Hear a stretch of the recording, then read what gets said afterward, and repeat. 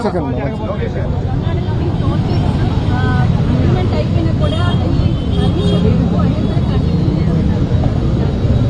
me understand it in totality, then నేను దానిపైన స్పందిస్తాను.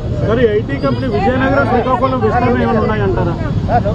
మా భోగాపురం ఎయిర్పోర్ట్ నుంచి విశాఖపట్నం వరకు మీరు తీసుకుంటే ఆ ఎకో సిస్టమ్ మొత్తం డెవలప్ అయిపోతుంది.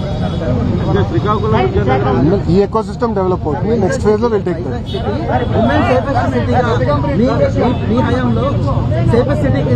మీరు ఒక మాట చెప్తానన్నా, మహిళల్ని గౌరవించాలనేది మేము కరికులం నుంచి మొదలు పెడుతున్నాం.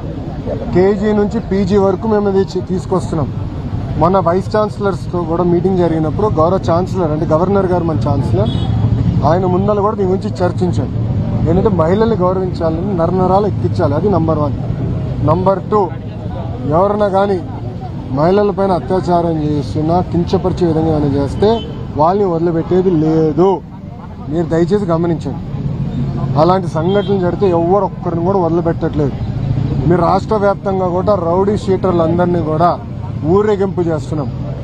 రౌడీ షీటర్లు చెప్తున్నా, మన గంజాయి స్మగ్లర్స్కి చెప్తున్నా, మహిళలు ఏమన్నా కించపరిచే విధంగా మాట్లాడినా లేదంటే మహిళల పైన దాడి చేయాలని ఎవరైనా అనుకుంటే మీకు కూడా అలాంటి పరిస్థితి ఉంటుంది.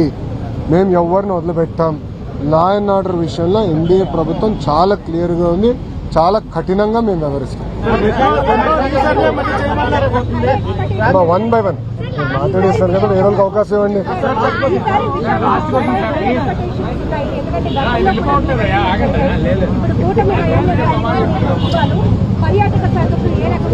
అమ్మా మీరు ఆల్రెడీ చూస్తున్నారు, ఎక్స్పెక్టేషన్స్ తగిన విధంగా మేము పనిచేస్తున్నామని మేము నమ్ముతున్నాం. ముందు ఇంకా పెద్ద ఎత్తున పెట్టుబడులు వస్తాయి. దానికి overall eco system Visakhapatnam economic reason బలోపేతం చేస్తాం. ఒక పక్కన Visakhapatnam economic reason, Amaravati economic reason, Tirupati economic reason, ఈ 3 కూడా సమగ్ర అభివృద్ధి చేసే బాధ్యత మేము తీసుకుంటాం. అమ్మా రిపీట్ లేదమ్మా, వేరే వాళ్ళకి అవకాశం ఇవ్వండి. అన్ని వర్గాల ప్రజలకి మీ కూటమి ప్రభుత్వం వచ్చిన తర్వాత అన్ని వర్గాల ప్రజలకి ఏదో విధంగా మీరు అందరికీ న్యాయం చేస్తారు.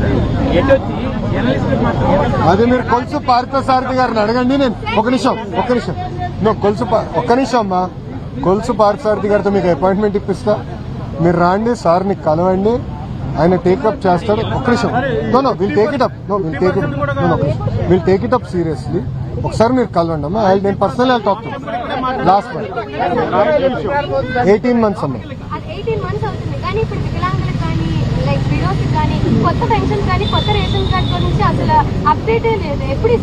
అమ్మా అదో ప్రాసెస్ ప్రకారం మేము వెళ్ళాలి. అర్హులందరికీ అందించాలని లక్ష్యంతో పెట్టుకుంటున్నాం.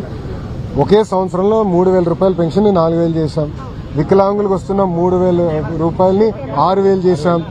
బెడ్కే పరిమితమైన వాళ్ళని 15,000 రూపాయలు ఇస్తున్నాం. భారతదేశంలో ఏ రాష్ట్రంలో ఇవ్వని విధంగా మేము అందిస్తున్నాం తల్లి. అర్హులందరికీ ఒక పద్ధతి ప్రకారం పెన్షన్స్ ఒక పద్ధతి అమ్మా. It is a process. You need to allow me to do my process. అంతేగాని అందరికి ఒకే తోరు చేయాలంటే కూడా మాకు కూడా ఆర్థిక కష్టాలు ఉన్నాయి. మేము అన్ని వేరు చేసుకుని చేయాలమ్మా. We will do it. Thank you. 1 second అమ్మా.